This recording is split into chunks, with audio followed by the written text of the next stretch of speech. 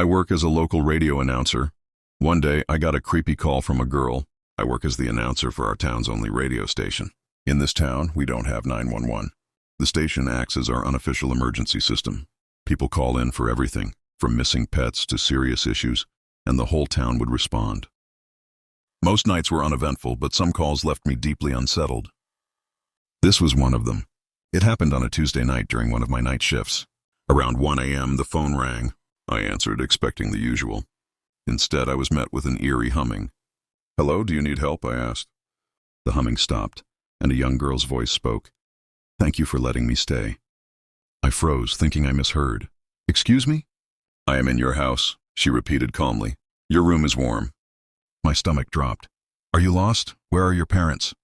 "I don't have any parents," she replied sweetly. "I like your room. You really love reading that book with a bird on the cover, don't you?" I glanced at the call log, and it was an unknown number, definitely not from a regular caller. Before I could respond, she giggled and hung up. Shaken, I went back on air, brushing it off as a prank, and played Fleetwood Mac to lighten the mood. I joked about it to the listeners, but the unease lingered. The townsfolk laughed it off the next day, chalking it up to mischievous kids. The next night, it happened again.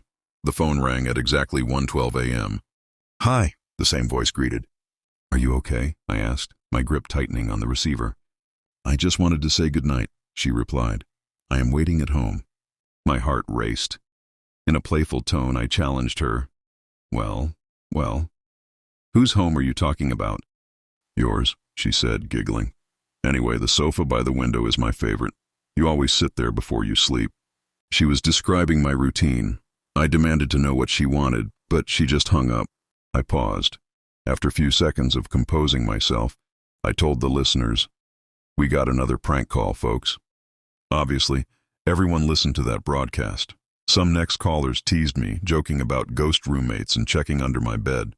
I laughed them off. I went home after my shift ended at 3 a.m. and slept. The next day, I found an envelope on my desk, pretty common for an announcer like me. However, my name was written in shaky, childlike handwriting. Inside was a crayon drawing of a little girl standing in front of a house. Her hair spiraled in all directions, and her unnaturally long tongue slithered down against the ground. At the bottom, in scrawled letters, were the words, "Thank you for letting me stay."